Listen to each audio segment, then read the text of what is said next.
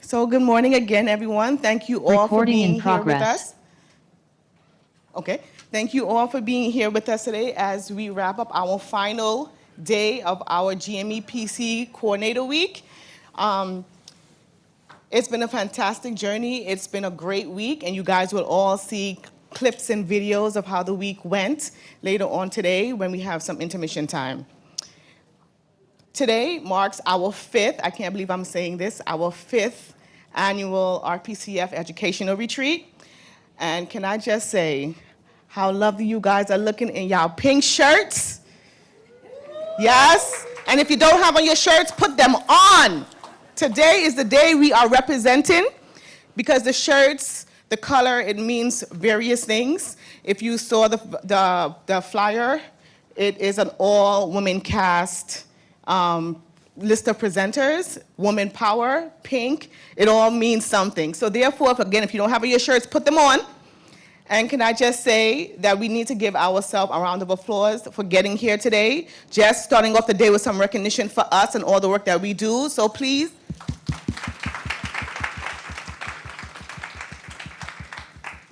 So to help us kick off today's event, I am honored to have some of our key leadership provide some welcome remarks. We're going to start off with Dr. Lisa Dresner, who's in the back chatting with other leadership. She is SUNY Downstate's DIO. So Dr. Dresner, if you would come up this morning, please, and say a few words.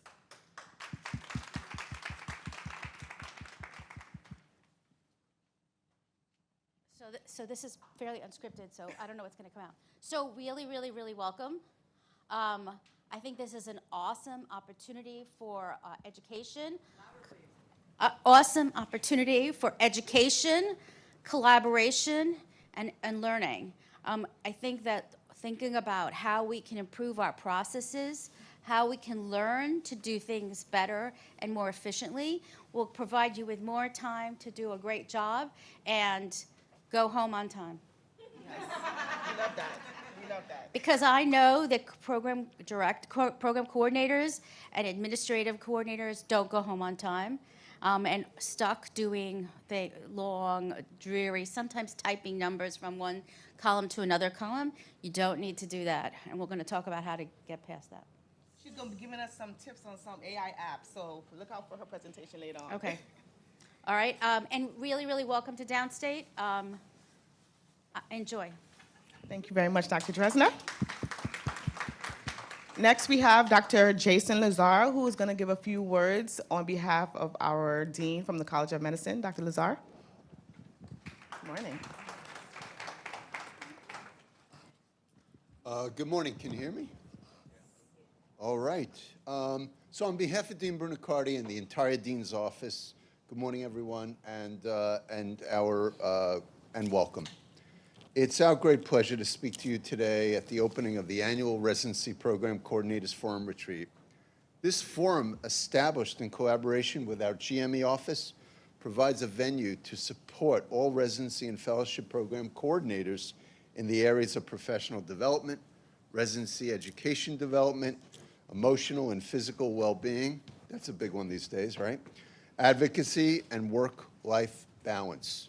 These programs contribute to the professional development of our cohort and residency coordinators at Downstate, as well as our affiliated hospitals. It's my hope that today's retreat will achieve the objective of advancing program coordinators through connections and technology. Professional development is crucial in providing you with the tools that you need in order to thrive. As a twice past a residency program director, spanning 17 years, and the dean ran a surgical residency program for many years, we know what you do. You are the glue that holds the entire enterprise together. Many of you have even taken on the difficult task of training program directors. We know that happens as well. And they're not so easy to train sometimes, correct? And therefore, we are delighted. Your hard work has received national praise as well. Keno Williams and Juliet Arthur have been awarded the Deborah L. Dooley GME Program Coordinator Excellence Award. This is the 5th year of this, as you've heard, of this forum, and it's an amazing body of work that's so important for all of us. Again, welcome to today's program. I hope you will learn much and have a wonderful weekend thereafter. Thank you. Thank you so much, Dr. Lazar. Thank you. Next, we have Dr. Melanie Cheng, Associate Chief Academic Officer for the GME office at Kings County Hospital. She'll be giving a few welcome remarks on behalf of Dr. Desai, who is not here with us. He's on vacation, but this is the first year that he is missing this. He's been with us since the inception. So turning it over to you, Dr. Chen. I'm so happy to be here to be able to represent Dr. Desai in the academic office here at Kings. And like was mentioned, Dr. Desai has never not been there, but he is finally listening to all of you as well in terms of wellness and work-life balance and actually taking his vacation day off. So on behalf of Dr. Desai, the academic office here at Kings, I just wanted to thank you all. The work that you do every day really is the backbone of our residency and fellowship programs, and it is such a crucial part to every aspect, not only of our trainings education, but also our operations and patient care in what we need to do to have our trainees ready and competent by the time that they're graduating. And additionally, just as leaders, as Dr. Lazar mentioned, the work you do is so important, and the recognition and the ability you've had to really get it onto the national stage and become a leader in this field is something that we're all really proud of.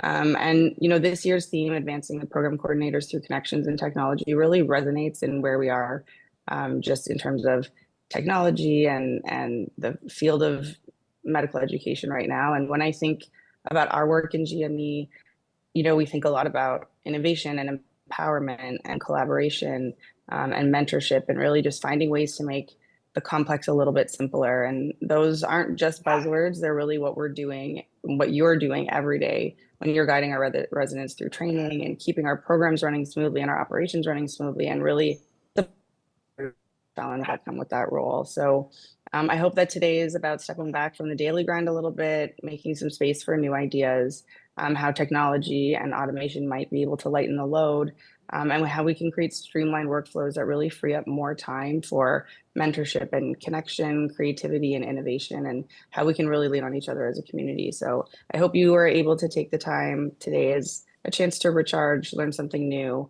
and really remind yourself of the really strong and incredible impact that you're having, not just on your programs, but on the future of healthcare. So thank you for being here, and thank you for everything you do. And I hope you can come out of today having a little bit of fun and inspired and learn something new. So welcome. Thank you so much, Dr. Chen. We have Ms. Robin Gitman, Senior Vice President and the DIO for MIMO Medical Center.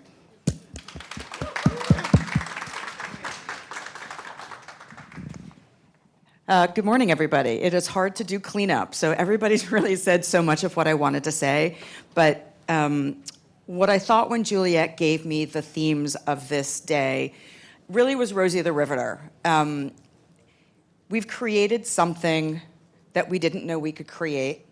We've built a community. We've empowered each other. We've learned new things. We've built new things, and we've done it in a way that continues to grow. So in the community, if you look at all the people here, the first one, right? Look at everybody who's here. Look at all the new friends we've made, all the supports we've built for ourselves. It's something you did for yourself. And I think that sense of empowerment, when given the space to create, this is what you've built, right? And you will help lead the direction for your field and your profession, your colleagues and your community, and how you grow your residents. It's critically important to use your insights, to use your connections and your skills to bring that forward. We can do anything. And that's kind of how my brain works. But that's what I was thinking of when I thought of today. And so I look forward to what comes out of this, what you continue to create, and what you grow into. So thank you for having me, and have a great day. Thank you, Robin. So moving the schedule along, I'm going to turn it over to our two Master of Ceremonies. in the past, those who have been with us, they know it's always a male, they know it's always Keno. This year, in following our theme, we have Miss Shirley Boyce-Morant and Miss Chantal Litrian.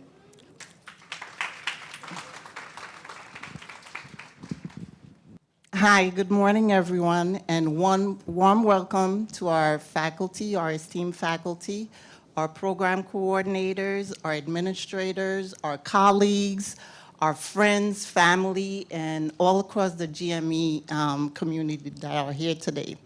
I want to say thank you, especially to my executive members, Keno, Natalie, and Juliet, and for their relentless work in putting this forum together and for having your support, because the forum couldn't take place or happen without your support as the executive members and as support from the coordinators.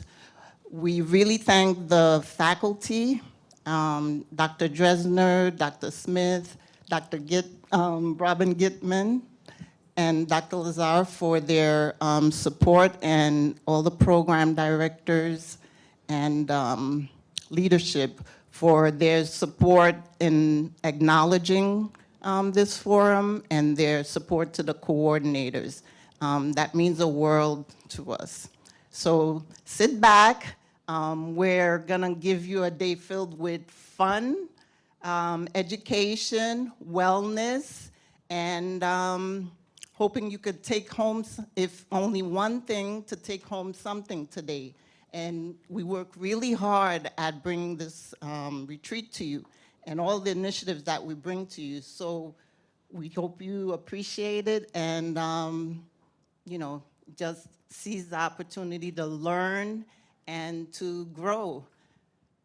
I'm here with my co-host, Shirley Boisvon.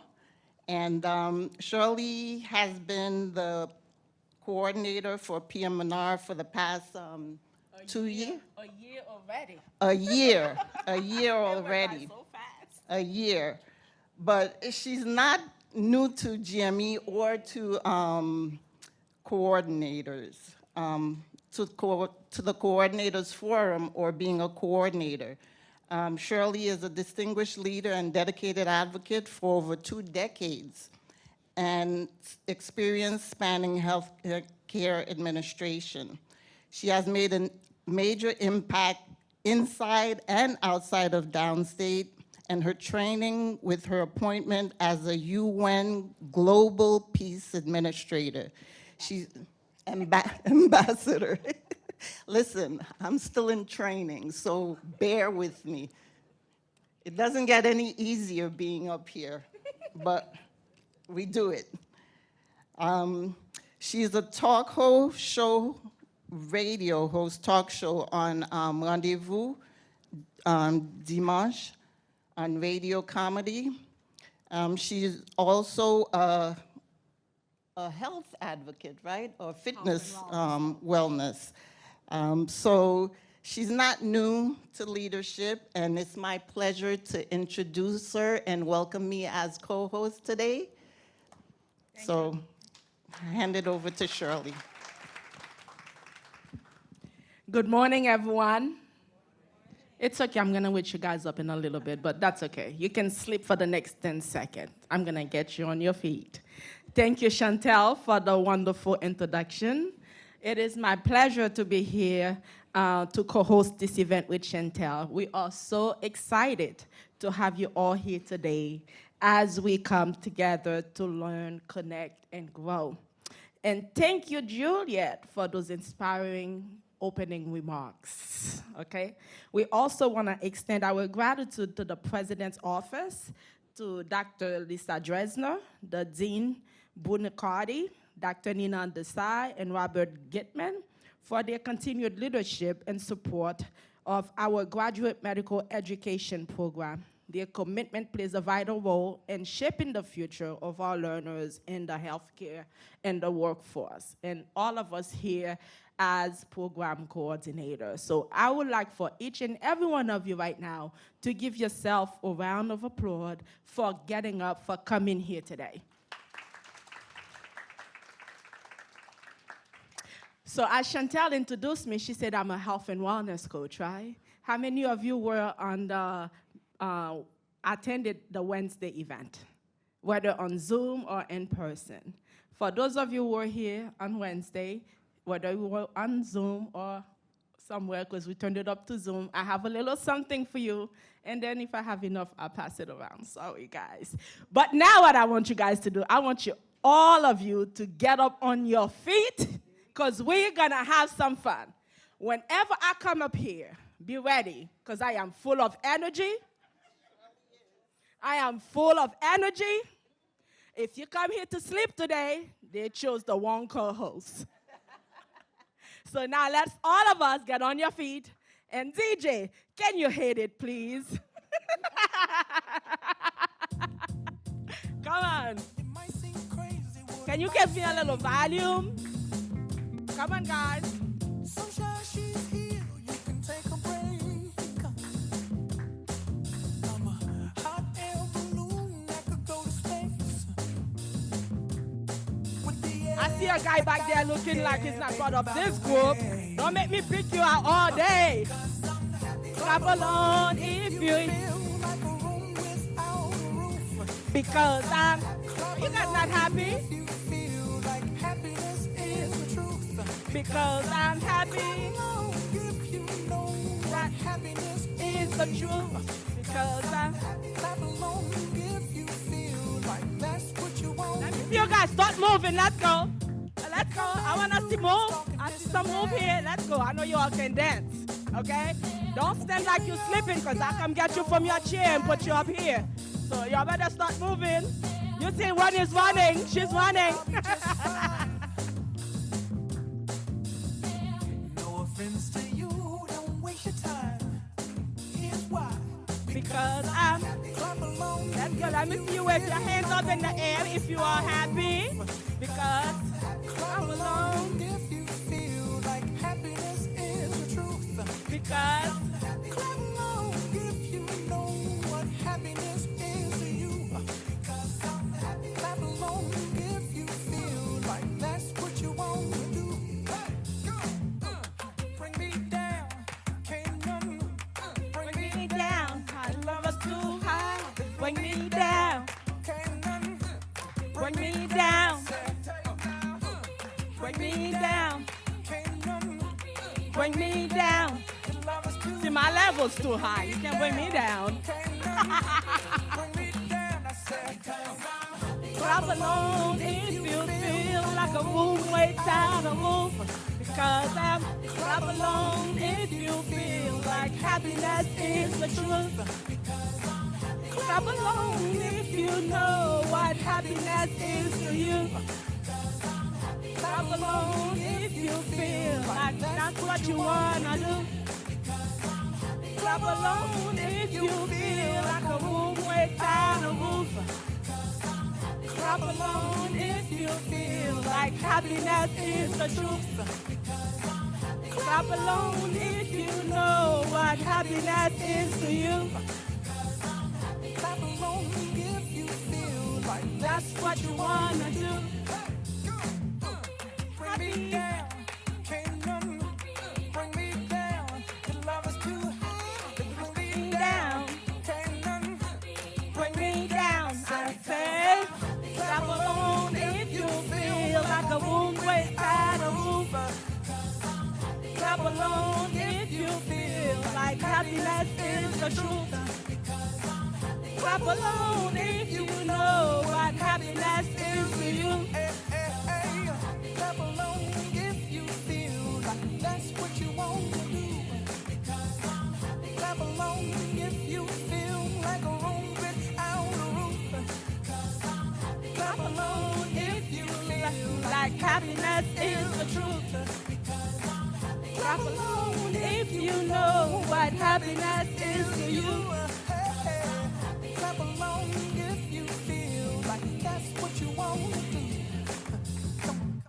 All right. Give yourself a round of applause. Do you guys know what happiness is to you? What is the price of happiness to each and every one of you here? This is the question I want you to think about today. All right? Thank you, Chantel. I think I just kind of took over the show, but I'm going to pass it over to my host, Miss Chantel. No, well done. And welcome to the 5th annual RPCF retreat. That was a great session. Did you guys break a sweat this morning? So now that we've had some fun, we're going to continue with the schedule. Thank you so much, Shirley. That was amazing. And thank you to all the coordinators for participating and joining us in opening up the program. So our first speakers for the day is known around Downstate. There are Downstate Pediatrics and Emergency Medicine, my fellow coordinators, who will be speaking on whose lecture or presentation is on organize and on point, using a manual to streamline coordinator workflow. We have Ms. Chelsea, and she specializes in streamlining processes and enhancing operational efficiency.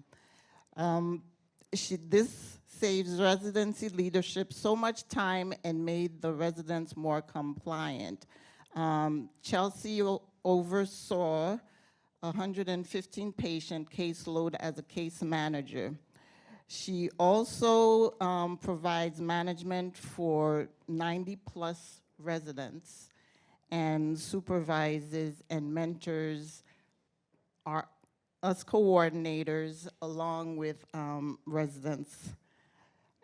She was the GME Rising Star. She has received the GME Rising Star, but she's really not a rising star. She's a professional in all she does. She's joined by Melissa. Melissa has been a residency coordinator for 3.5 years. Her presentation will focus on how creating and using a coordinator manual can improve organizational workflow, streamline daily tasks, and help reduce everyday chaos. As we all come across chaos, I want to personally note that Chelsea, she's been a supporter for us coordinators throughout the years. She's helped my program, in which I used to individually send invitations out to thousands of residents. And she streamlined my process where she had me upload a Google form, and I downloaded all the applications, all of the letters, and so forth. So she has made a major impact to my program, and I can't wait to hear both of their presentations on streamlining processes. So without further ado, Chelsea and Melissa. All right, guys, let's welcome them.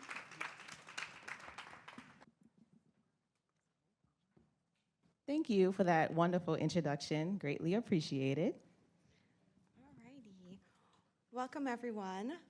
First of all, I want to say thank you to the RPCF Coordinator Committee for having us here today and for always putting this together.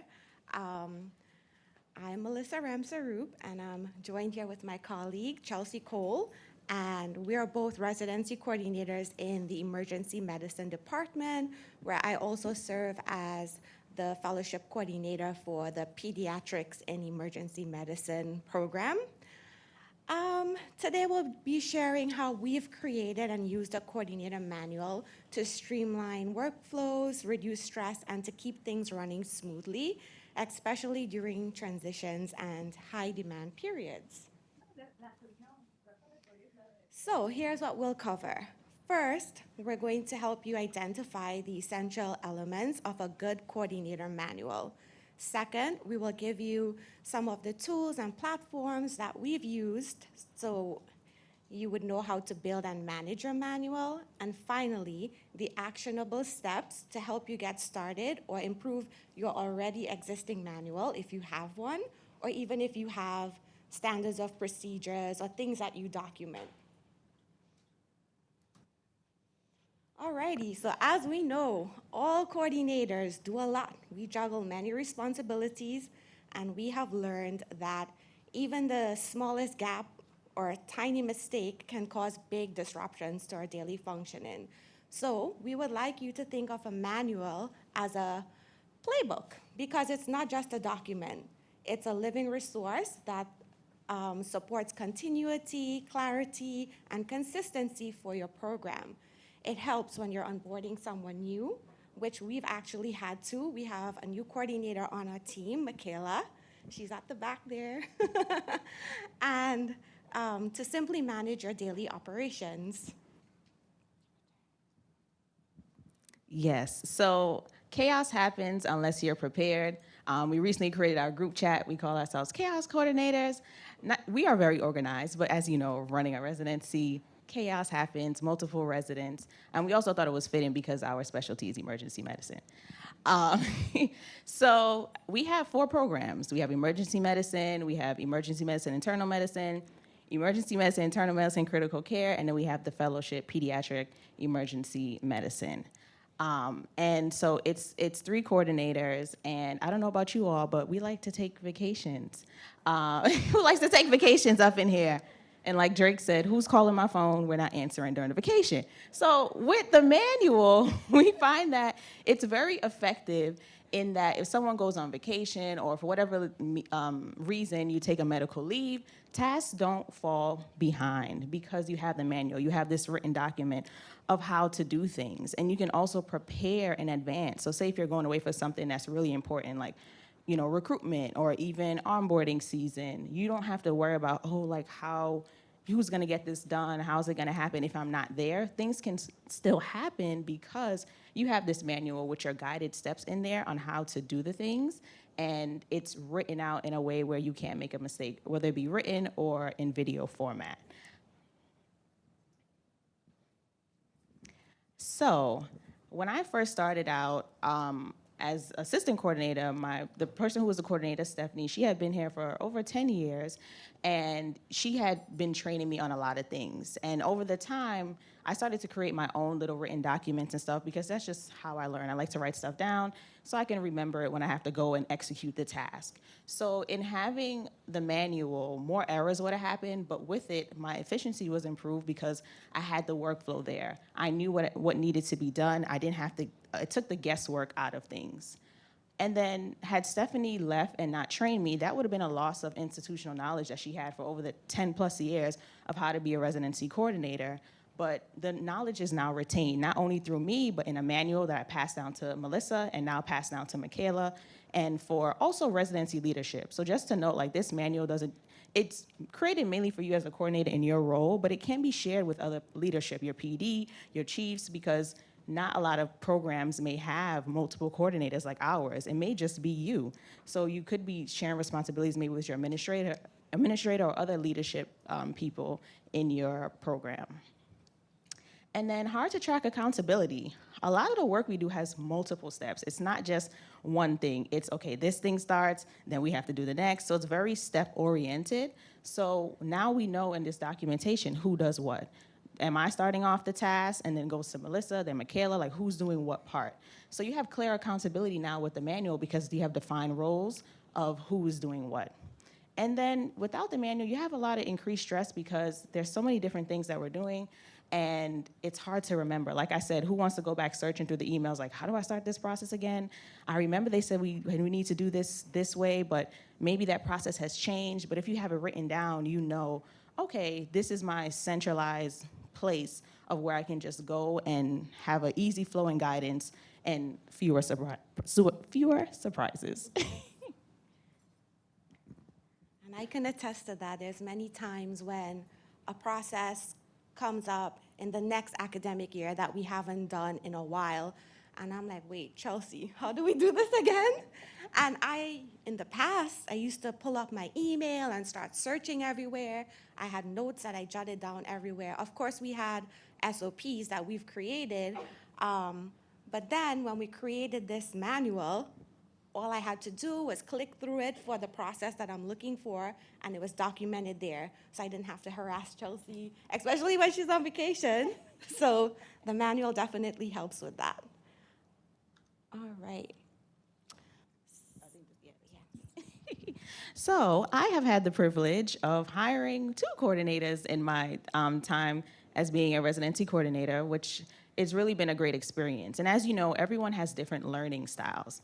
And if you ever had to train or manage someone, you would learn that. So in doing so, having this manual was very, very effective for me because it just streamlined the communication. It doesn't mean that I said, here's the manual, read this, and you're good to go. No, it was, I have the manual as a guide for after I train you, you can go back and reference it, and then you don't have to probably come to me with so many questions because maybe the answer to your question is already in the manual. So it has been very helpful in training and onboarding new coordinators, especially because a lot of the stuff that we do has multiple steps. It's a lot of time taken away from already having to do the work that I'm doing and then train a new person on how to do it. So that has been really effective, especially in a crunch period. Every time that I've had a new coordinator come on, like Melissa, she joined during interview season. That's a lot going on. Michaela has joined during onboarding. A whole bunch is going on during that time. Interns are coming in, grads are going out. So it just increased the confidence, it saved time from repeated walkthroughs, and it just offered consistency in like how I was doing things, and it continues on the well-oiled machine that we have in emergency medicine. Alrighty. So what is a manual? A manual lets you standardize deadlines, reminders, and email templates. Instead of chasing faculty to do certain things like their evaluations or even the residents, you already have a system in place that prompts them to do so. Whether it be a reminder email, which you schedule out at a certain time, maybe every month or bi-weekly. Having that consistency is key in meeting institutional requirements. For example, onboarding during a busy period such as onboarding season. It can be very tough, but a good manual can give new hires like Michaela. Michaela came in during this time, and we're able to show her what we've done, but also give her this manual as a reference source. So in the event that she's doing something on her own time, and we might not be available because we're doing our own functions, she can reference this manual to look for the answer.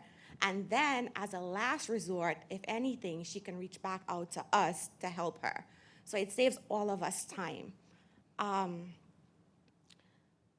One thing that I noticed is as you continue to work on this manual, you will come across things that you may need to add to it. It's something that you'll continually be working on.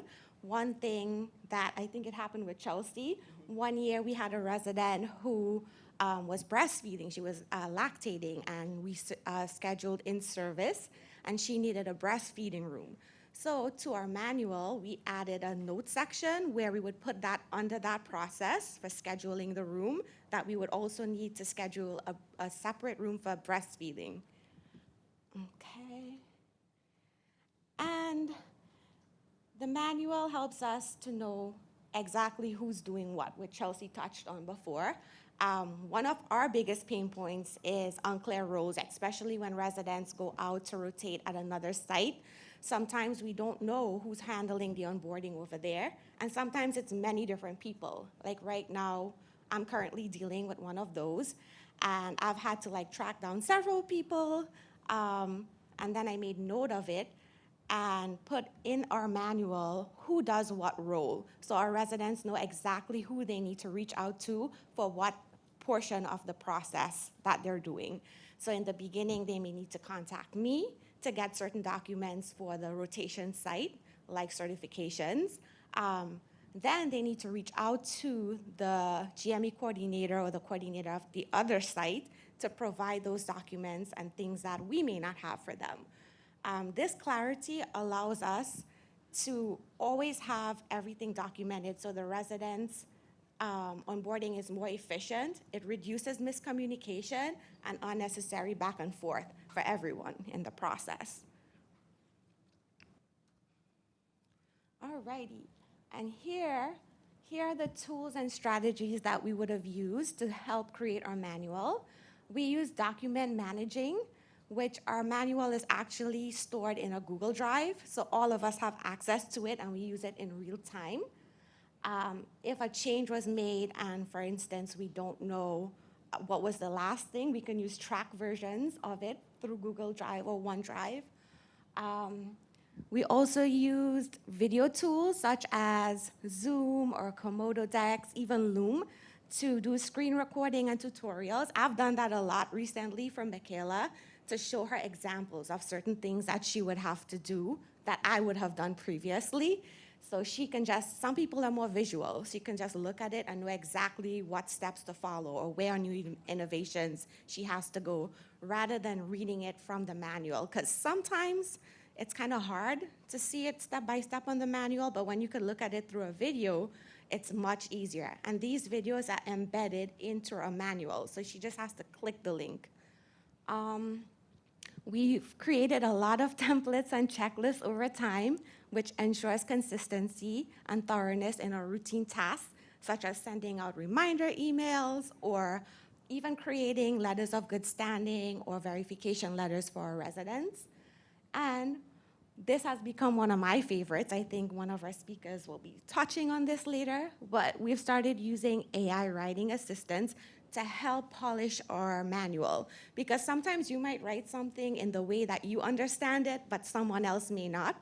So you could just literally put it in ChatGPT or another AI writing tool and ask it to polish those steps for you, and it organizes it in a very user-friendly way. And the last thing, the strategy that we use in our manual is to put things either by time frames, like the months in the academic year and the things that we do within that month, or we also have it where we've indicated who does what, so it's role specific. So if it's a task within a process that Chelsea does, we would have Chelsea's name there. If it's something that I would do, it would be my name or Michaela. So that helps us to easier navigate our manual. So if you can't tell by now, Melissa and I are very type A people. We have lists for lists, checklists for checklists. We just like to have things organized, and also to just touching on having things streamlined. You don't realize how much you do until it's written out. Let this manual be a justification for if anyone says, oh, you're not doing a lot, or even for justification of a raise. Like, here's all that I do written out, but also too, when you see it written out, you can streamline it. You can say, I'm doing a lot of steps. There has got to be a better way on how to do this. You can ask ChatGPT, like, hey, how's a better way to streamline this? Or we can just talk about how we're doing our things, and someone can have a better way of doing it, and your process will be easier. So I'm sure you all know by now the benefits of the manual, but we want to actually show you what our manual looks like and just talk you through like how we're using it. So first we want to go to the timeline. So we created a timeline. I hope it opens up.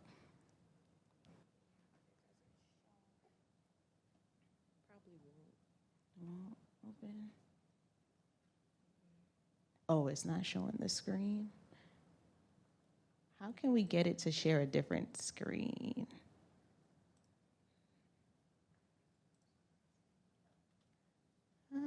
Okay, well, we wanted to show you guys the manual and the timeline. So first we have a timeline, and it's, of course, it goes by month, and then going across, it has our names at the top. So say Chelsea, Melissa, and Michaela, and then it has the recurring tasks, so all the things that we're doing recurring month to month.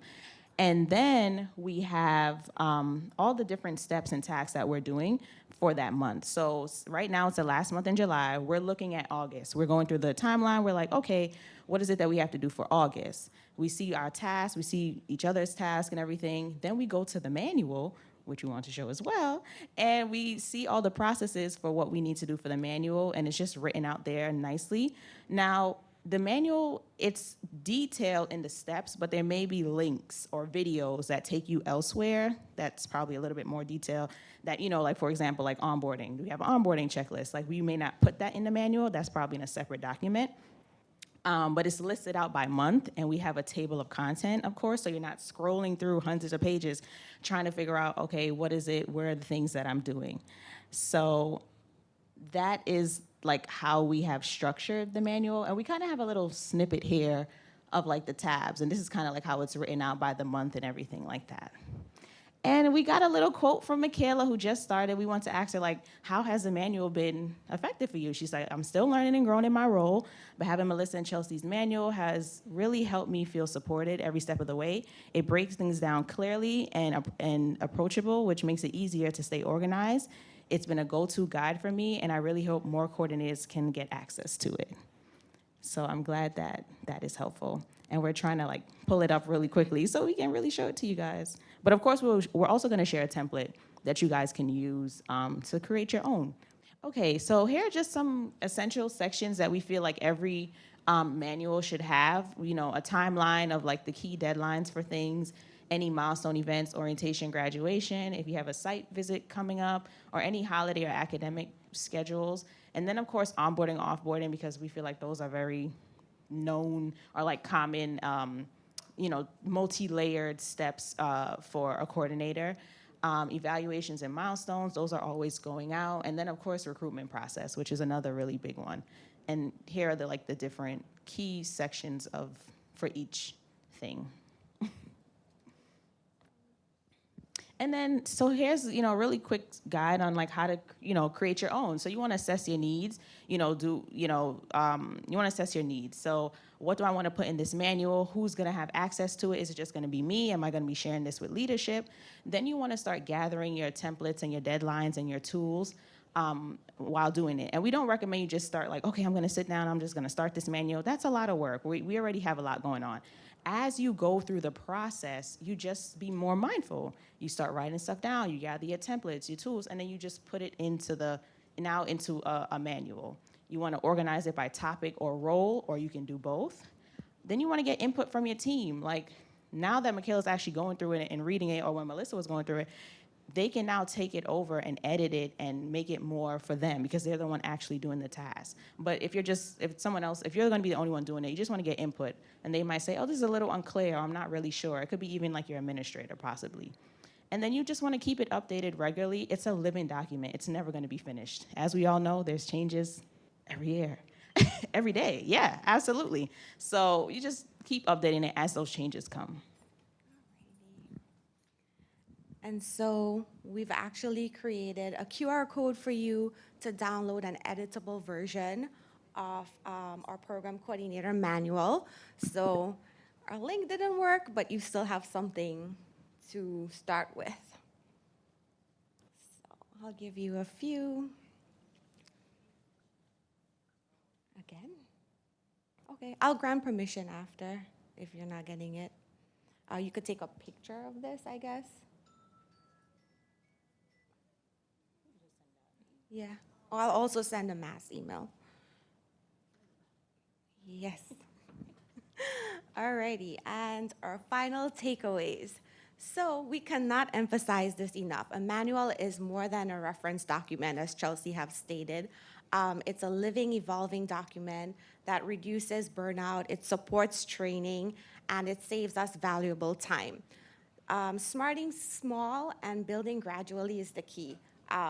Even if it's something as just jotting down notes or writing down deadlines and keeping it in one centralized place, over time, when there's periods where you're doing less at work, you can take that time to put it together in a more consistent and outlined way using the template that we've given you.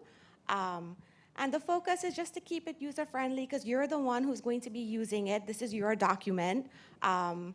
And for Chelsea and I, creating this manual has truly been one of our most valuable investments in our roles because now it's something that we use almost every day.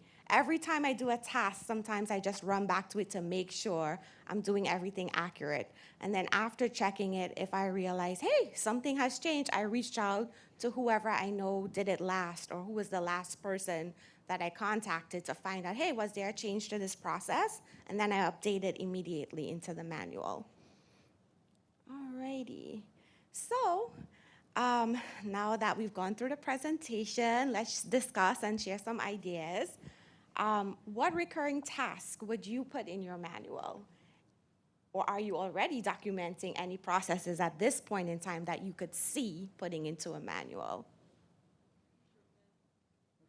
Recruitment, Yes, yep. absolutely. Definitely one. Onboarding, yep. Yep. Say it again? Okay, WebAds. Oh, Any yes. tools that you're using for like That writing we- out the yeah. processes, or you just kind of remember?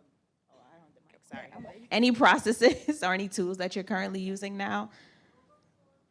Google Forms, yeah, absolutely. Scholarly, yeah. Okay. Any questions for us?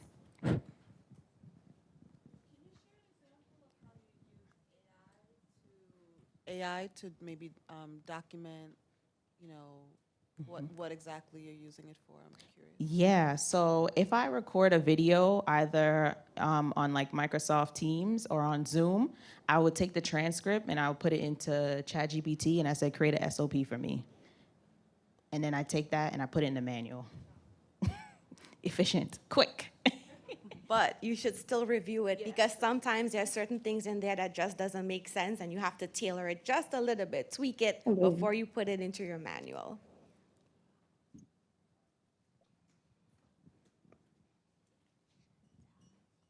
For a new program coordinator, would you recommend a pre-published manual? And if so, do you have resource on which one to get? It seems like we're creating it. Because that's the thing, it doesn't exist. Like if a new coordinator comes in and someone wasn't there previously, I'm assuming, I guess anyone can speak on that because that wasn't my case. I had a coordinator there. I'm assuming you would learn maybe from like your administrator or from your PD. They're probably training you on other things, or you have the forum to like reach out to other people too. So I feel as though that probably doesn't exist, and I feel like now we're kind of building it, and I'd be open to building more. I'm sure each specialty would look very different, but there may be things that we all do similarly that could be in one document now.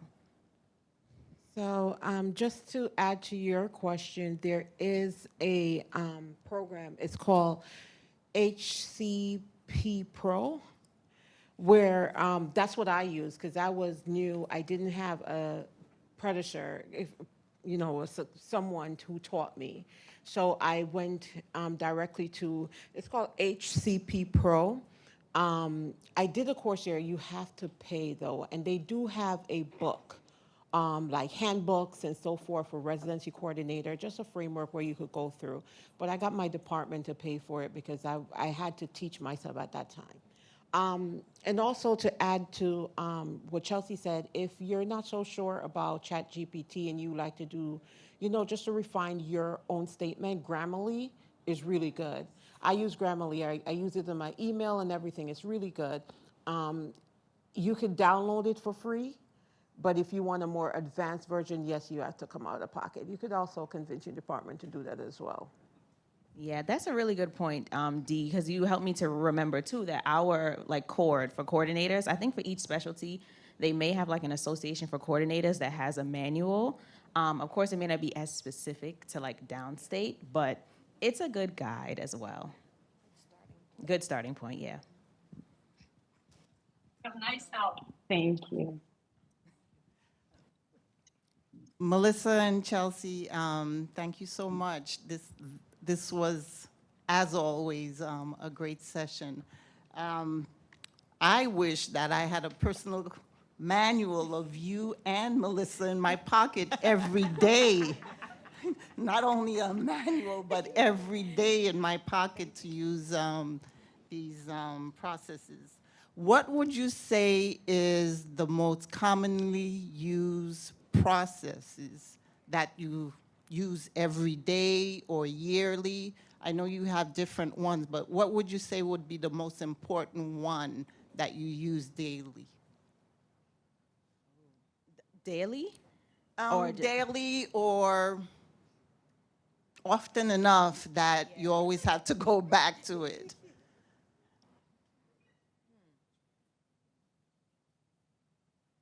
That's a good question. Sometimes, for me, when I first started, I know something I always had to refer back to was how to update the daily and block schedule, because I would forget the steps. So that's definitely something Michaela is doing now, and she's referring back to that document to help us with updating the schedule. Yeah. I can't think daily, but for me, like recruitment, because it's so many steps. And then now we're changing from like thalamus to residency cast. That's going to be a whole new section there. So I would say like the recruitment process is a big one. And then also too, I guess like updating. I feel like the platforms change a lot, to like updating, like putting in the new interns and then like removing the graduates from like the different softwares and like GME track and all the, like it just changes all the time. I'm like, wait, where do we go again? Okay, so I feel like I use that a lot as well. Great, Thank you. Wait, are we moving from thalamus? Is this just you? Oh, or- no, oh, sorry, that is, yeah, that's, I think it's just me. It's just emergency medicine, Okay, I'm sorry. because we want to know. And OBGYN, which You know, Dee, we thank you so share much, she's gonna be helping us. Yeah. We just want to know ahead of time. Yeah, I'm so sorry. That's okay. Chelsea, you almost gave me a heart attack. Anyone else almost had a heart attack in here? Because I just learned thalamus. What's her name? My friend here. My best friend. Here. Help me to recruitment and thalamus. I'm like, I just learned this. And now I have to go learn something else? I think we will all just quit, right? No, thank you guys so much. Of course. We leave all the work to Keno. Of course, if you have any questions, just email us. We're always here to support. Thank you so much. Thank you.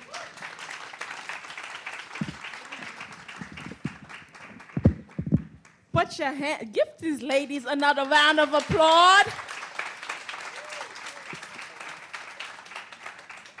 Thank you, Chelsea and Melissa, for that clear and practical presentation on using a manual to streamline coordinator workflow. Your insight on organization and consistency are invaluable tools that can make a real difference in day-to-day operation. Whenever you figure out how both of you can clone yourselves for Chantel and myself, please let us know, okay? Because you guys are just amazing. Because the work we do every day, sometimes we have to do some tedious tasks. We're like, do I have to do this? One of my biggest pet peeves is entering the master schedule and new innovation every year. But once I do it, I'm okay, because there's so much that you have to do, make sure everything match and you have the right rotation, everything is good. The work we do is very valuable, but sometimes we know it's stressful. And Dr. Dresner acknowledged that we don't leave at 5 o'clock. We don't leave at 4 o'clock because we do not have banker's hours. Sometimes some of you go home and you're still working.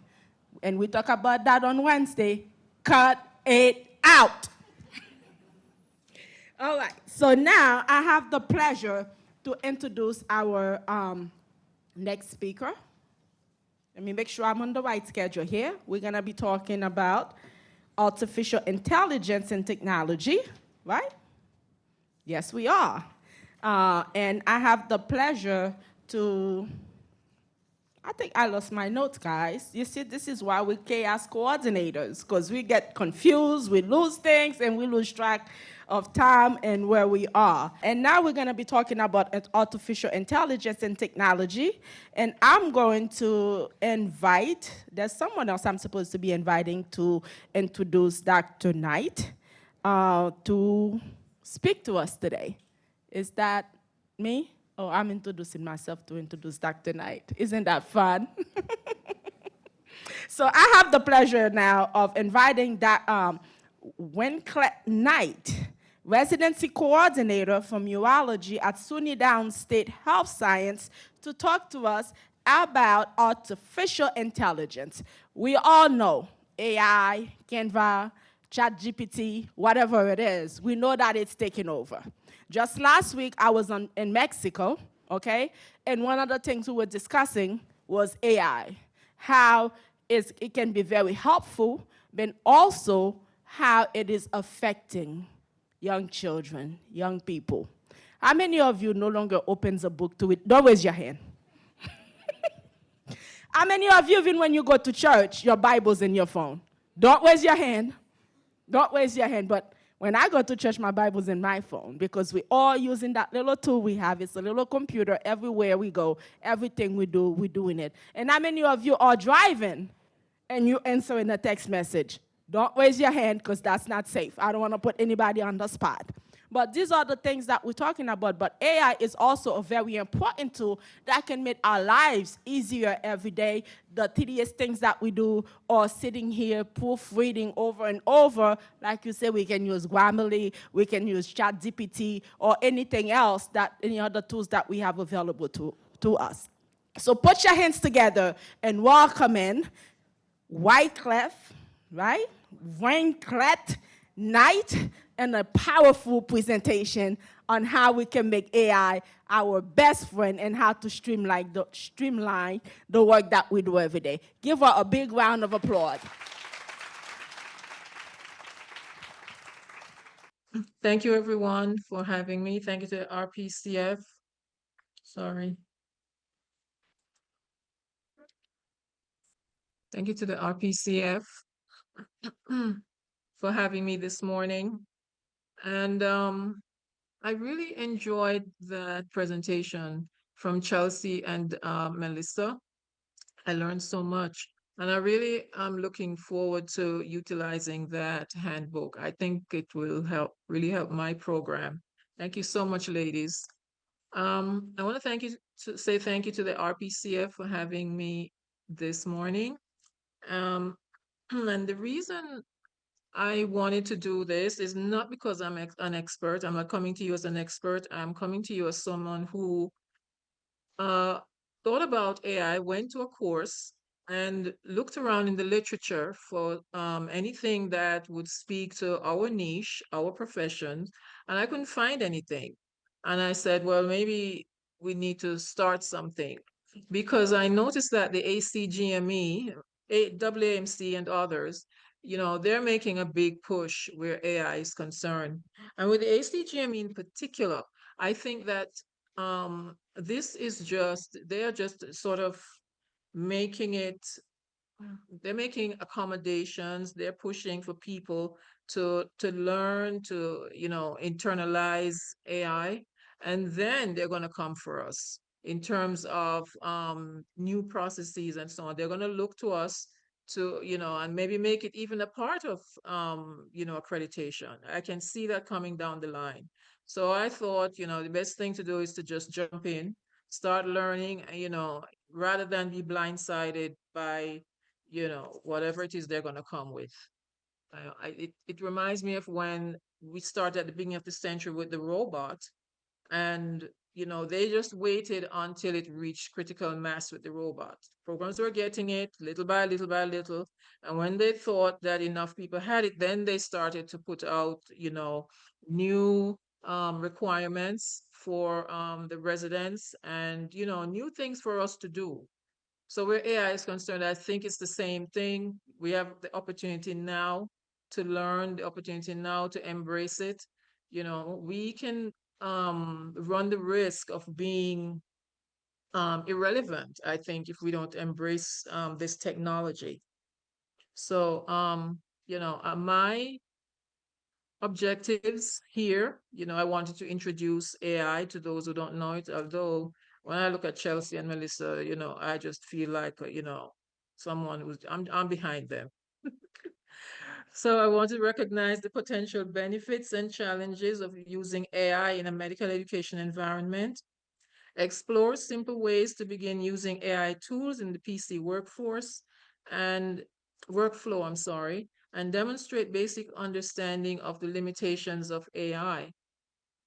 So, as we all know, AI has reshaped many aspects of our lives, such as retail transactions, industrial processes, and many aspects of healthcare. And it has the potential, as I think I mentioned before, to transform the responsibilities of the program coordinator. So, as potential early adopters, we have the unparalleled opportunity to be thought leaders in our niche. Learning and adapting AI is a strategic professional move. So just a little tiny history of AI. The first iteration was produced by Alan Turing in as far back as 1935 when he thought of a programmable machine with limitless memory. Research continued through the 20th century with work by Strahe, Ottinger, Samuel Holland, and Winograd, and countless others who pushed AI forward. And so the central idea was the progressive replication of human intelligence to successfully automate as many tasks as possible, which is what we want to do, across industries, including finance, manufacturing, and healthcare. And so I thought that we could have, I thought of using two definitions of AI. There's so many out there, but these two seem to sort of, give the idea, the basic central idea of what AI is. So it's the ability, according to the US National Security Commission, of a computer system to solve problems and perform tasks that would otherwise require human intelligence. And then the other one, I think this thing is kind of blocking my thing. I'm not sure how to move it out of the way. Oh no, And then the other one, machines that imitate some features of human intelligence, such as perception, learning, reasoning, problem solving, language interaction, and creative work. So we have weak AI and strong AI. Weak AI is more familiar to us, and that appears in the form of language, image recognition, intelligent translation, and but this has little understanding of what it does. It has to be programmed. Someone has to tell the computer what to do. Strong AI leans more towards the abilities of us as humans. It makes us it's more it leans into more human what we do as human beings, how we act as humans, how we think as human beings. And so I put this here. I brought this up as a sort of a visual of what AI is and how it progresses. And as we can see, we have different kinds of AI. And at the bottom, I thought the most important one was machine learning. It narrows down to machine learning. So we have supervisory learning, supervised learning, semi-supervised, unsupervised, and reinforced learning. And this kind of learning, supervised learning, machine learning, where it learns it learns some processes, and then it's trained on a data set. So when you put in the information, you can just program it and gives you back some answers.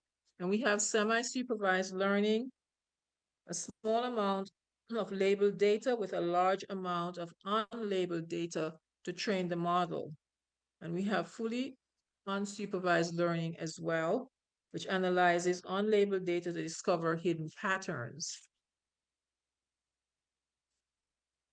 I'm not going to spend too much time on this graphic, but this is a graphic to just to give us an idea of how of the progression of AI. So it it goes across and it goes in different directions. There's so many things that feed into it NLP, which is language processing, and that breaks itself out into data extraction. We have expert systems down here.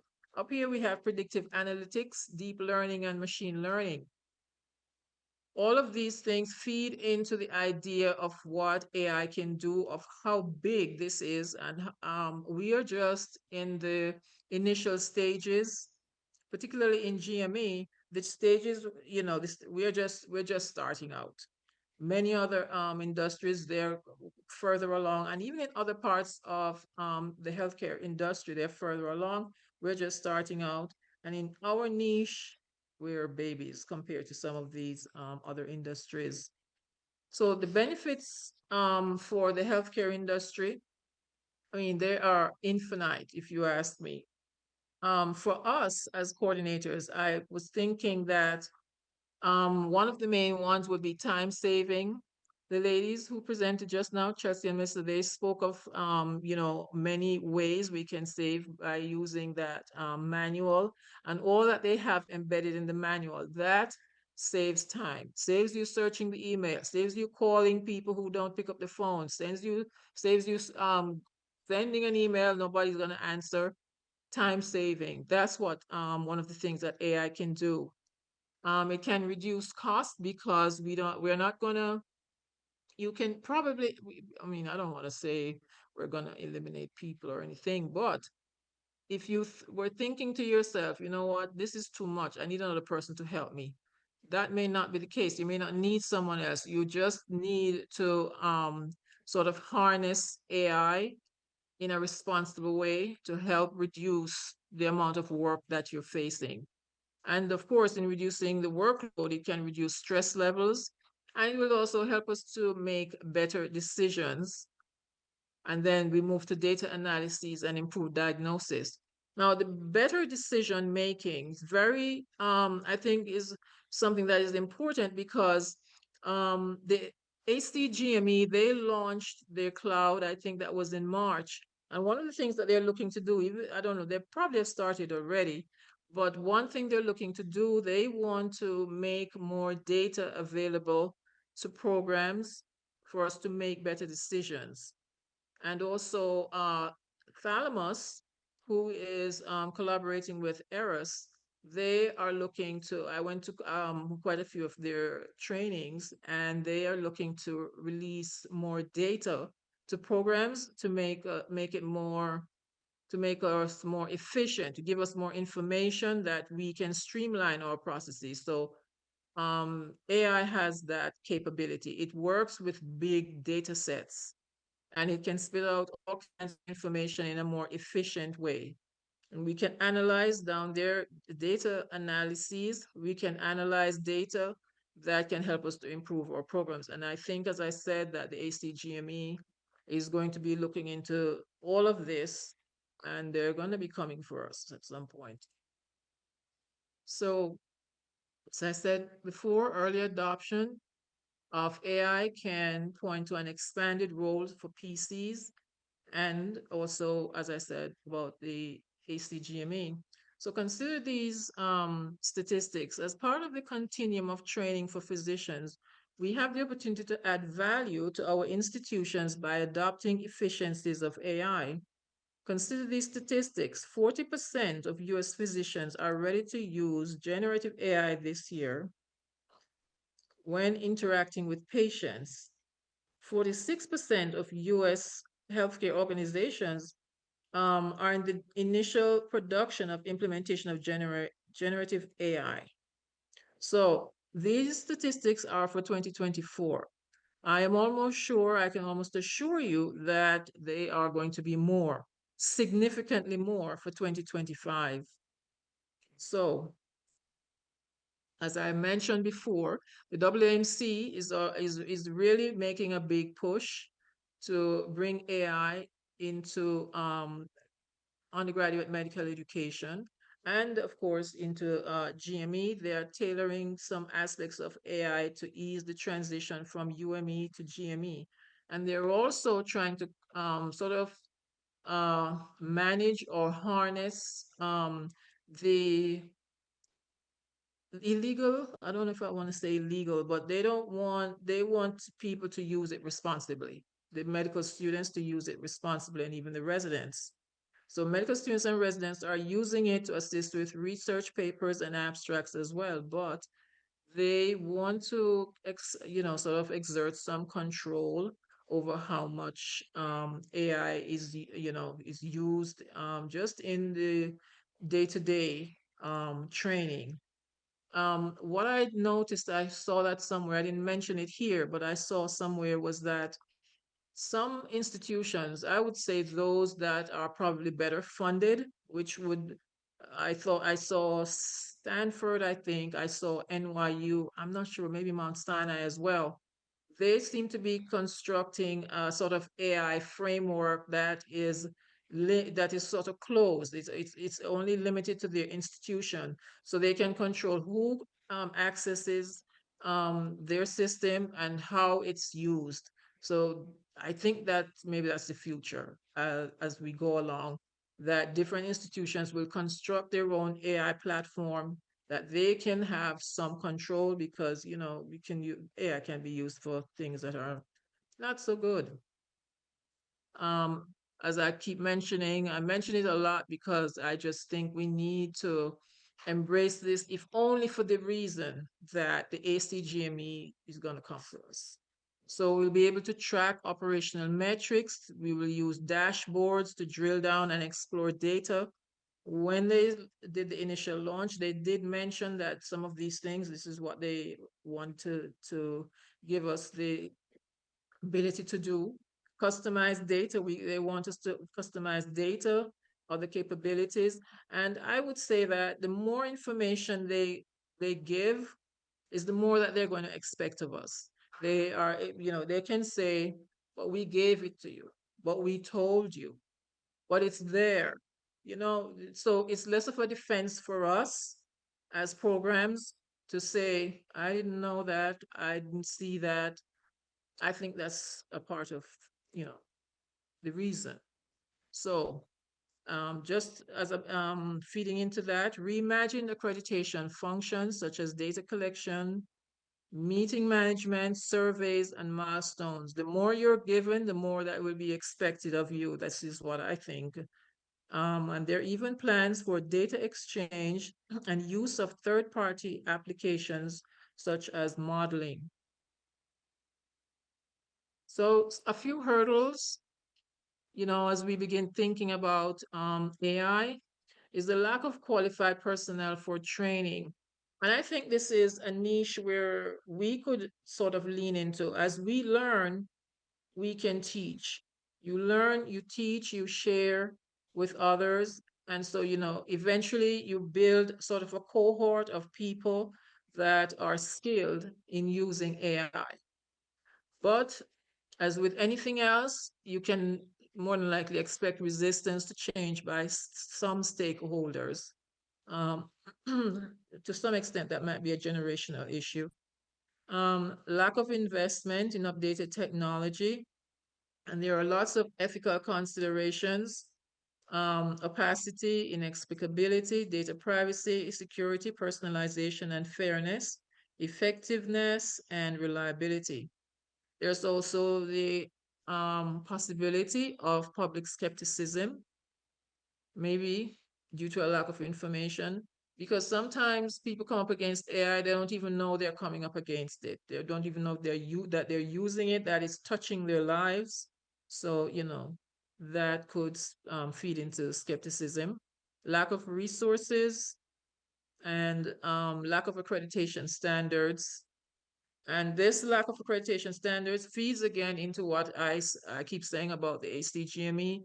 It's coming, people. It is coming. They are going to start at some point to construct accreditation standards, if you ask me, that they're going to expect us to embrace, to lean into, and then they're going to come for you after that.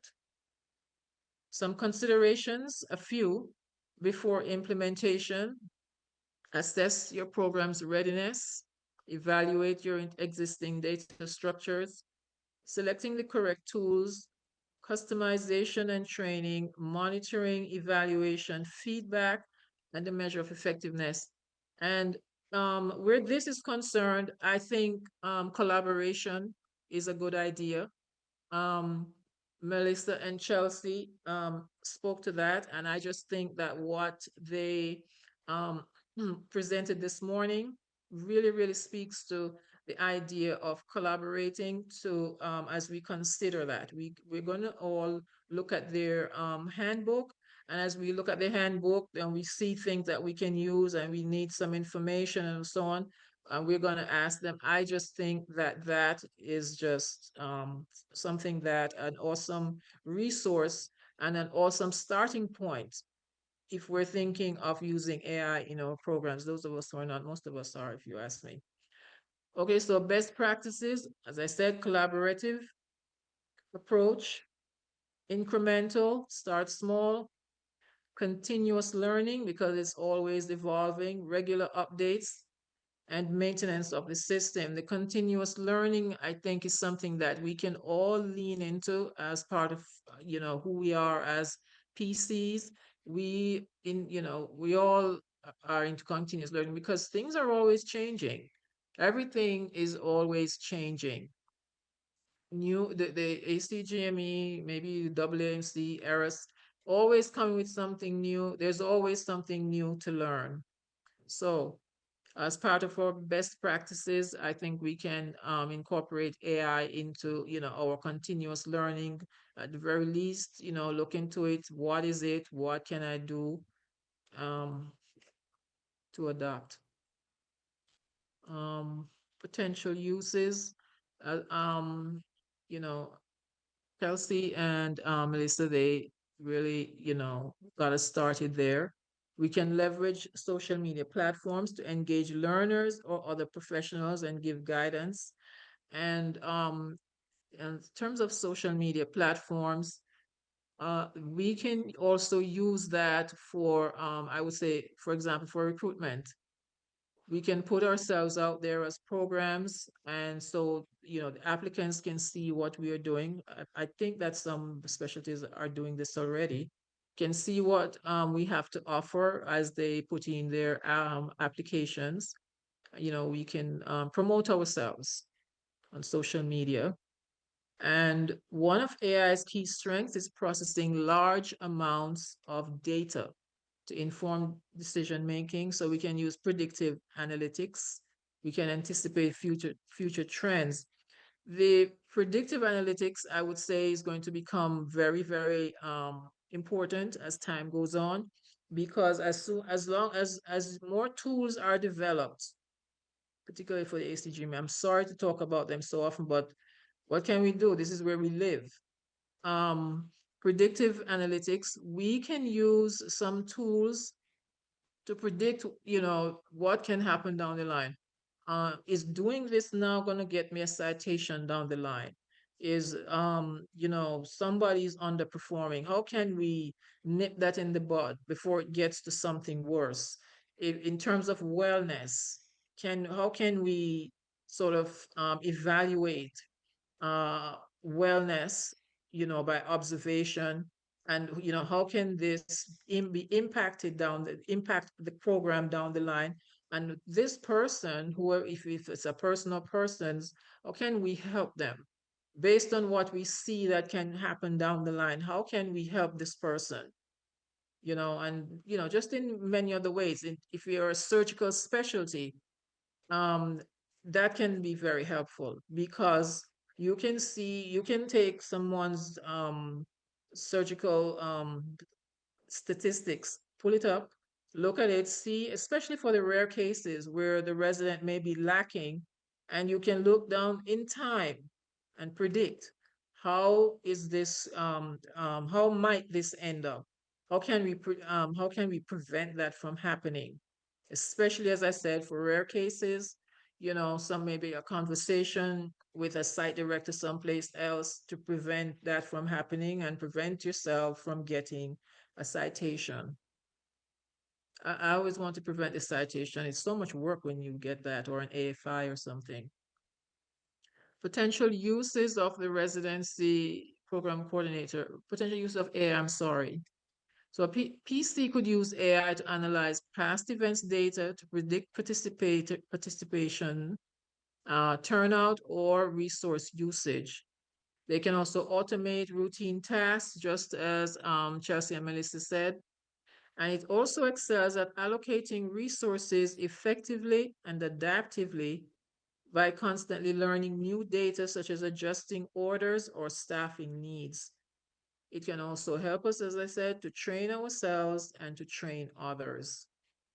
So, for example, Thalamus, the AAMC does that as well, but Thalamus on their platform, they have, I mean, myriad videos up there for us to train ourselves and maybe point others in that direction for those of us who are not familiar with the platform. Like I was not familiar with it, and I had to go to, I think it's called Thalamus University, go there and, you know, start learning how to navigate that platform.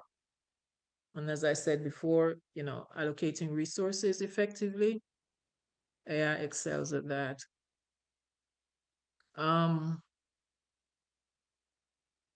Review and update institutional and program policies, generate and update financial guidelines, provide continuous learning, generate program educational and marketing materials, simulate risk management issues for training.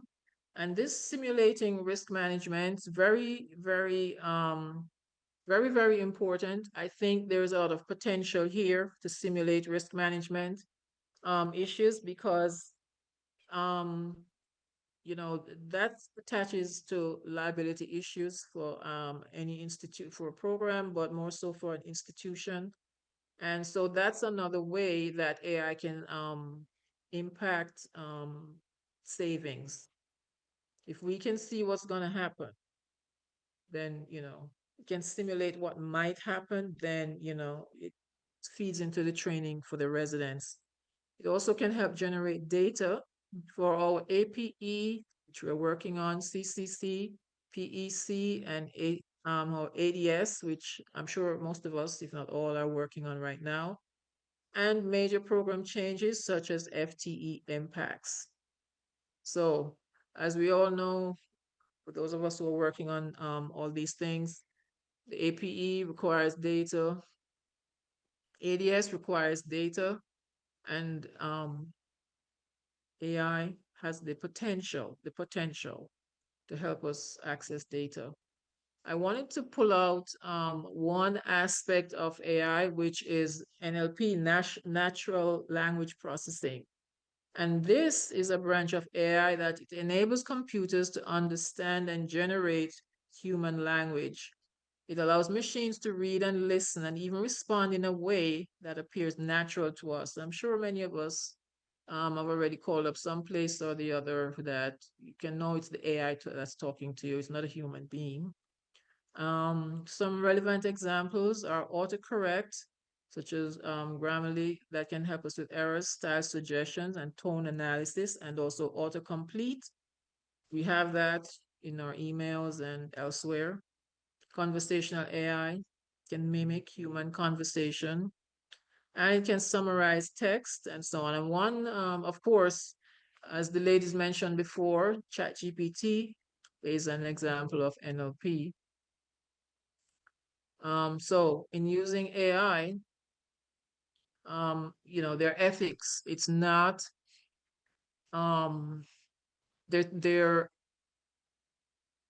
there's some things that we can't just use it irresponsibly, nor can we use it in a vacuum. You know, it impacts certain things. It cannot read everything. And well, for the most, they're trying not to, they're moving away from having, from programming in AI to allowing the machine to think for itself based on the what they've you know, loaded into it, and to have it sort of learn things by itself. But there are some things that it may struggle to adapt to, such as diversity, mental wellness, patient wishes, accountability. It may not be able to engage in deep analysis of the underperforming learner. Opacity, as we mentioned before, data privacy, personalization, effectiveness, and the use of AI tools. So it may struggle to adapt to some of these. And so we have to be, we have to be mindful of that.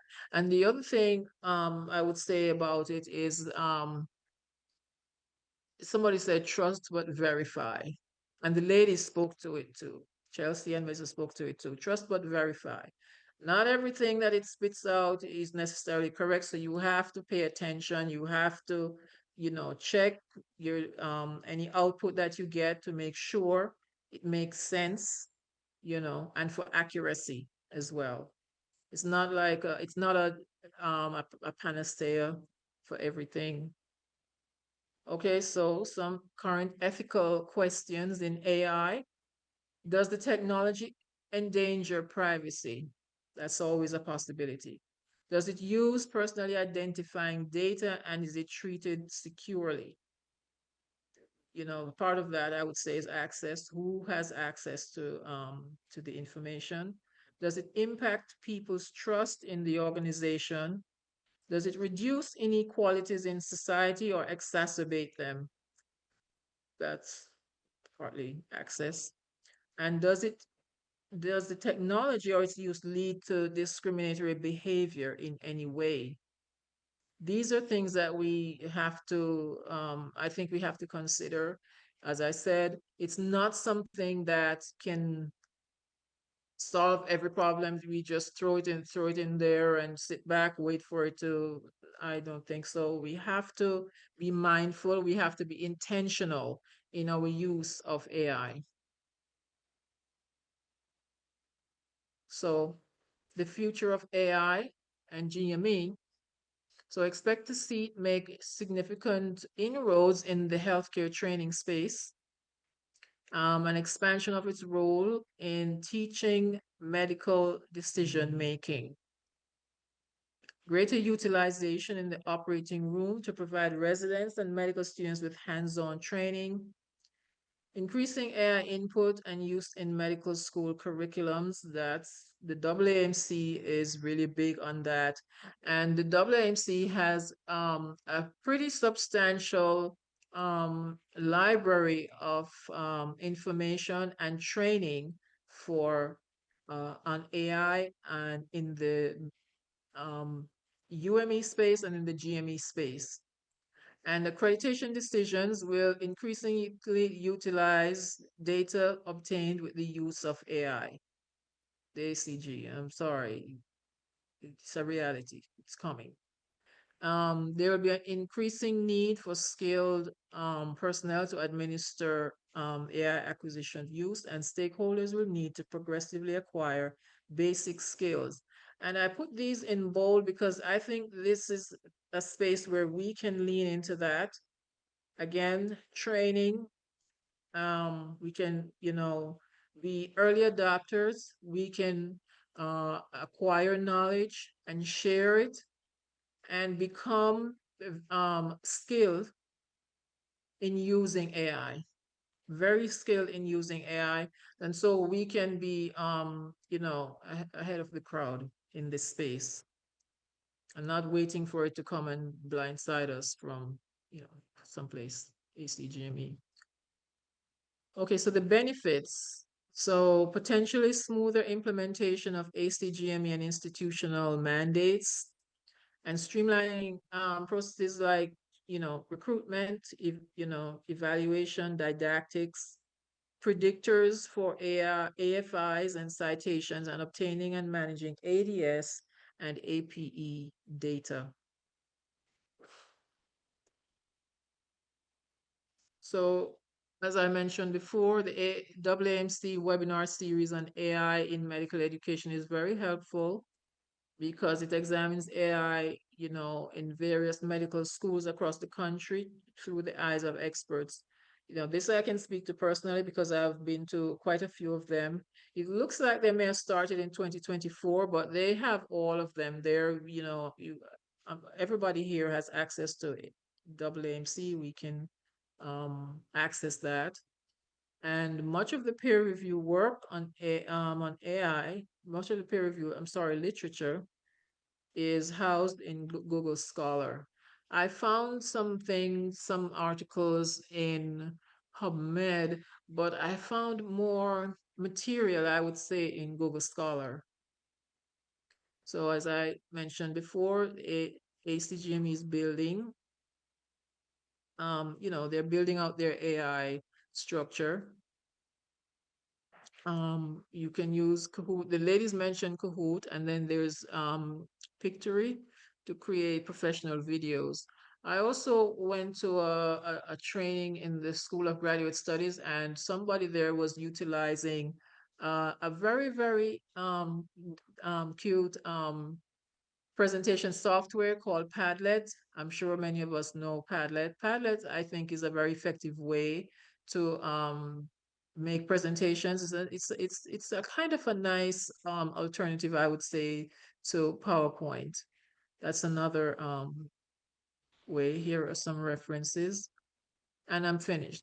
And it's not because my presentation, it could have been longer, but I didn't want to be I didn't want to overwhelm everyone with, too much information. This is just a presentation that I wanted to introduce the topic, and I just wanted us to be aware of what's out there, what might be coming, and how we can access it, how we can use it, and how we can stay ahead of the game. And so, are there any questions? I thank you so much for listening.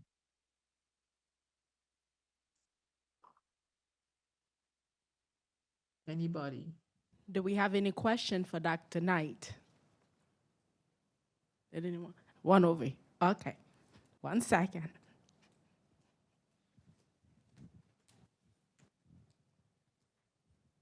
Hi, and thank you for your presentation. My question is, how do you suggest, or is there any suggestions, I should say, on how we can get comfortable with incorporating AI into our everyday?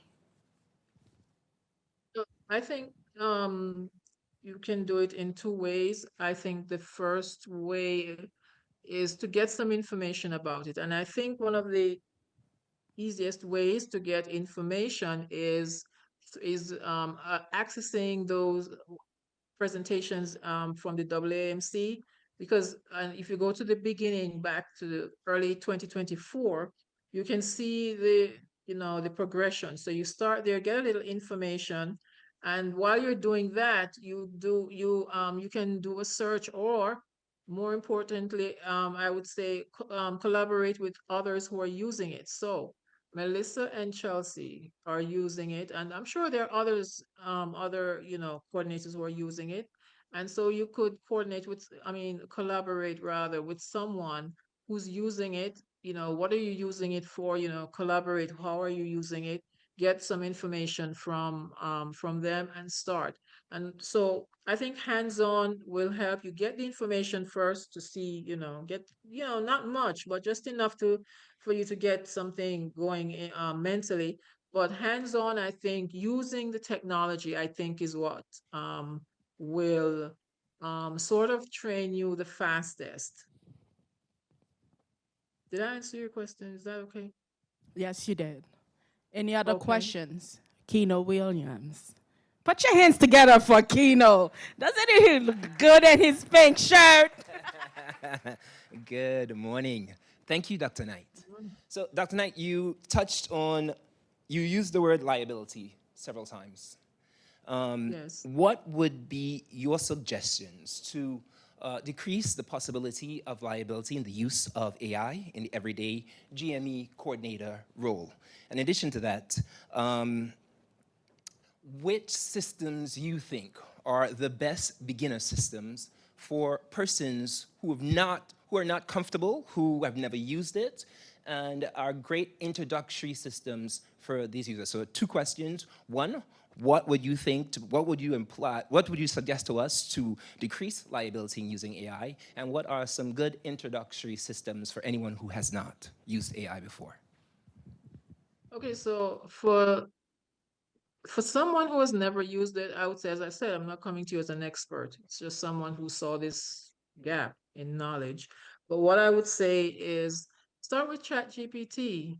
Just throw some things in there. That ChatGPT is able to spit out so much. Just throw some things in there, see what comes back, and really carefully analyze it. That's what I would say. Just for I don't know if neophyte is the word, for someone who has never used it before, I would say start there and expand from there. And in terms of liability, I think that modeling, AI is really good at modeling. And I think modeling different scenarios for the residents, I think, could help to decrease liability. So um, if you can model what might happen if you lean into something, do things this way as opposed to doing things that way. If you can model it and show what are the possibilities either way, I think that you can draw some conclusions from that. You can say, well, maybe this is the safer way to do this. This is a way that we can reduce liability, particularly for a surgical specialty. Um, if it's non-surgical, I think in some ways the same thing could apply because you can still do the modeling. AI is big on modeling. AI is good at modeling. And if you can do enough modeling in, training the residents. And another thing, as I'm saying that I thought about is that if we can sort of take the lead in this, many of our PDs may not be leaning into this yet, or they may be leaning into it in a limited way. And so if you can sort of take the lead in some of this, make these kinds of suggestions to the PDs in terms of how they can train the residents and how AI can help to train the residents, then I think that, I think that's a professional advantage for us as PCs. So I think that to reduce liability, I think modeling is a big thing. Using AI to model different scenarios, and so I think that can be a way to reduce liability, showing people what can happen down the line. Sometimes, people learn in different ways, also, as the lady said.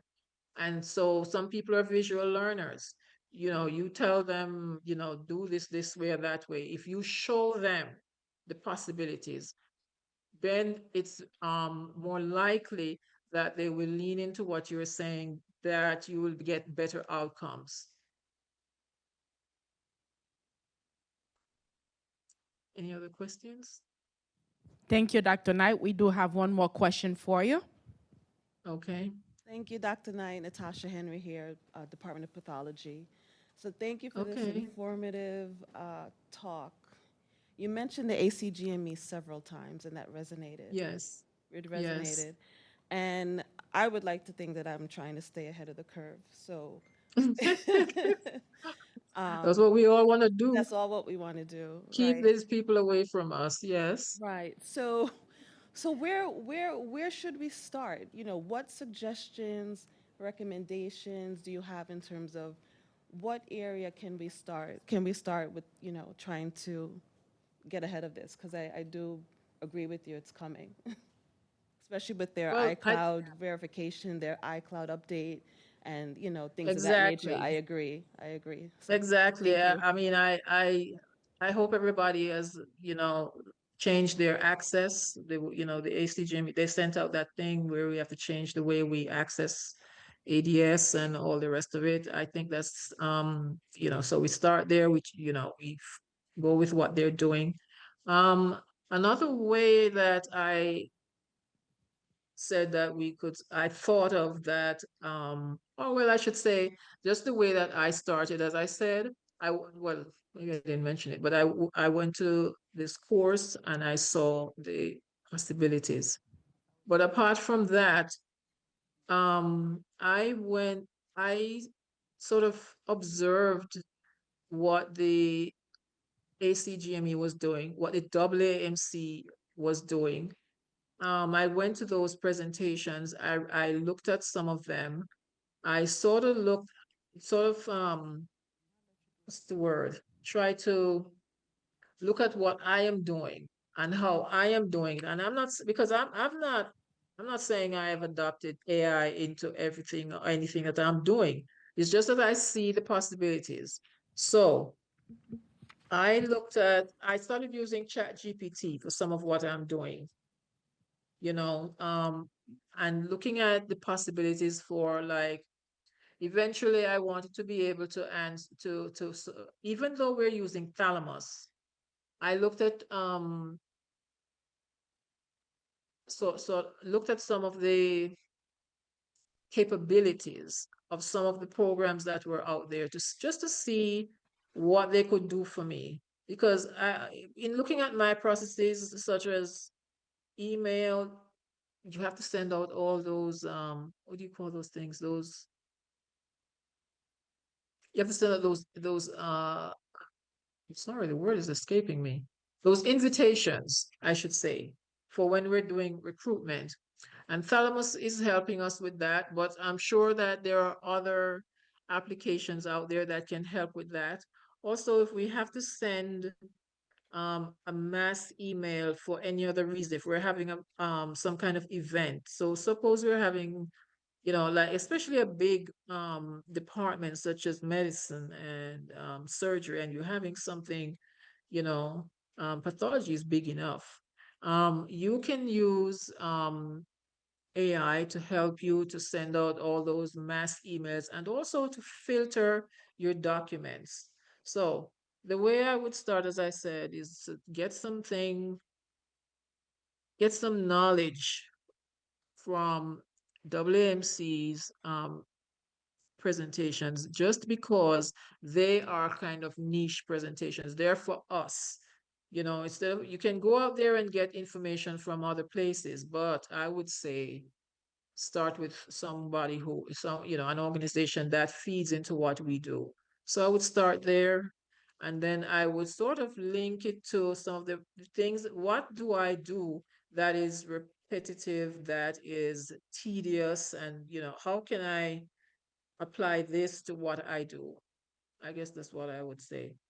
I'm still working on that for myself, to tell you the truth. It's not easy, but it will become easy. As we do more of it, it will become easy. Thank you, Dr. Knight. Do we have any other questions? We have one more here. It's not so much a question. Hi, everyone. DeVarco, Wilkie, OBGYN Residency Coordinator.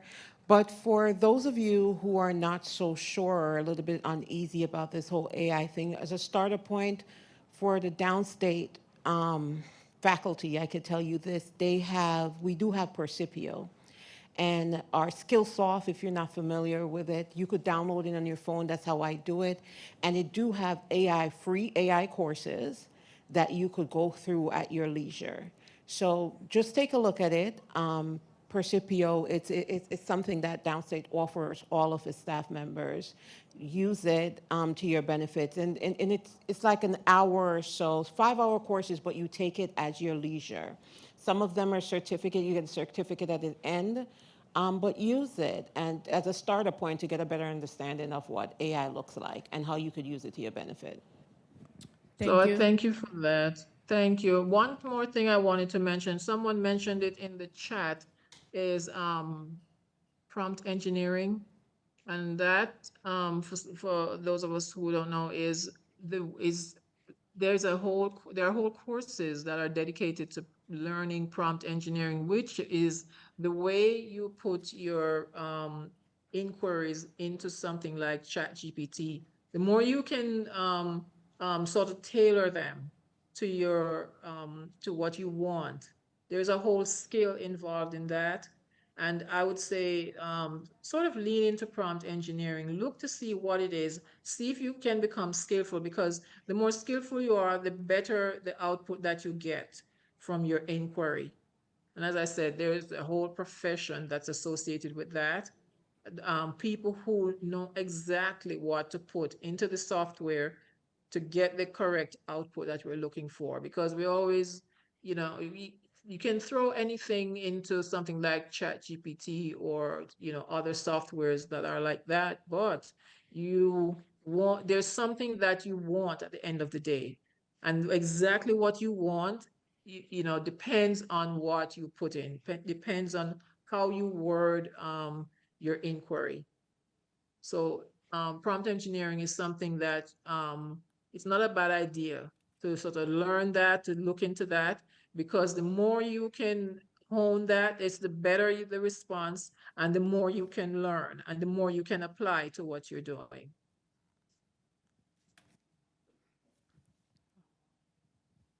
Any more question? We might be able to take one more. Anyone else? Okay. If we don't have Thank any you. more, did someone else? Thank you. I was saying thank you, thank you, thank you. Thank you for having me. Thank you for listening. Yes, and if you guys don't have any more questions at this time, I would like to thank Dr. Knight for her 19 years in the healthcare industry and her dedication to GME for educating the next generation of physician and program directors as well, because we do that. We train them too, right? Yes, we do. Yes, we do. And Yes, we do. and Thank also, you so much. yes, also thank you for the informative and eye-opening presentation. I know many of us are thinking differently about the role of AI in tech in our daily workflow. So I know I use it quite a lot. And just as one of our commenters stated in the chat, the data you put, if you put in bad information, it output bad information to you. So if you put in good information, you get good information. And it's also very important that you proofread the information that AI spit out. Don't just say, oh, I have all the data and just take it and run with it. Because at times I've put in information, I'm like, no, that's not what I wanted. So I had to go back, revise, and put in some keywords so that AI can understand exactly what I'm looking for. So proofreading is important. We have a great tool at our disposal. Use it wisely. Thank you, Dr. Knight. Please give her a big round of applause. And Chantel, I'll pass it down to my co-host. She has a few words she would like to share. Thank you. Wynclette, you mentioned that AI is the ability of a computer system to solve and perform tasks that would otherwise require human intelligence. Dr. Knight, you continue to inspire us as coordinators and the GME community through your adaptation and use of AI, and more importantly, your strength and your courage and tenacity. Most of you know Wynclette's story, and she's a personal hero of mine. So I would refer to her as our Shiro coordinator. And I do value all your courage. You inspire me, because I know if you've gone through such an ordeal as you tell your story or told your story, any one of us could do the same. And she was the first coordinator who received her doctorate. Thank you. Thank you. So we thank you, and we're inspired by you. Thank you so much. Thank you so much. Thank you. Thank you, everyone. Please give her another round of applause.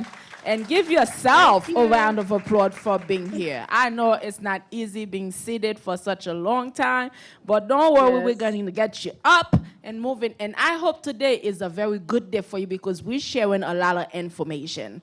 Our job is not easy. If you guys are like me, when I started in GME, I had no idea what I was doing. I was out on a leave.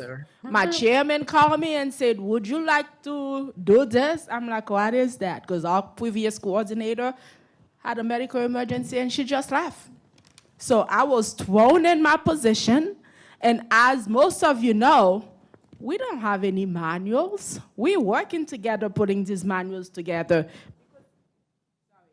Because even now, if you ask maybe your department administrator, what is it that you do? They have no idea. They don't know what we do. We know what we do, right? So, there. So I hope you guys are taking note because most people don't know what we do. Even sometimes when you come in as a new coordinator, you don't know, and this is not a position that you learn overnight. It takes time. It takes you at least a good 3 years to know what it is that we do. Can you imagine someone else coming in and say, oh, what is it that you do?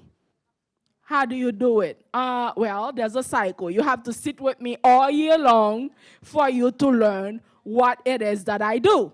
Because we don't do the same thing every day. We have seasons that we do things. GME has season. Every season, it's either hot, cold, extra hot, or extra hot, hot, hot. Right? Because it depends on what we have going on. So we're getting ready to take a break. But just before we do, we have a raffle for you guys. Do we have the raffle tickets? We have the raffle tickets. I don't even know what mine is, but my number is. But I hope you have your ticket ready so you can win some prize. Let's see. Do you want me to take the ticket, Chantel? I promise to be fair. I don't know anything. Sure. All right, let's see. What do we have? I'll even close my eyes. Does everyone have their tickets out? Do you have your located ticket, in your Chantal? bag. No, What if you're the winner? I'm not part of the raffle. Okay, everyone has their tickets out. I'll shake it. Shake and bake it. If you still have your other ticket, I think mine is still in the bag. I don't know. If you still have the other part of your ticket, you might want to drop it in here for a chance to win. No, That's no. your other. I have That's all your their other one. tickets. She has I them. have Yeah, all that's their yours to keep. Don't put it in there. All right. And here Let's we see go. who the lucky winner is. Drum roll, please. And the winner is. Should I start from the? Let me make you guys wait a little bit. 5, 2, 5, 5, 159. Let's say it again. The last 4 numbers are 5159. Do we have a winner? Woo! Wait, how many guys do we have in this? He's really? not a winner. So he's not a winner. Okay, maybe we'll pull another ticket. Should I read this again? Make sure you check your ticket because if we give the prize, that was your chance to win and you just passed it on. Let's say it again. The last 4 digits are 5159. Okay, I think we'll pick another one. Let's see. And this one is, the last 4 digits are 5176. Woo! We have a winner! Come and claim your prize. Very okay, nice. claim it for your colleague. Congratulations. Congratulations. That was it for now. Yep. So how many of you were online on Wednesday for the coordinator wellness event? If you were online, please raise your hand because I do have a little something, but if I have more, I'll give them out, okay? But I want to make sure those who were online with us the other day do actually get one. Oh, sorry, love. You're welcome. Oh, Juliet.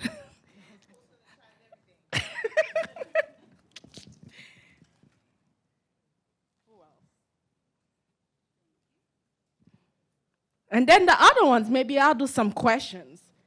If you did get one already, did I give you? Okay.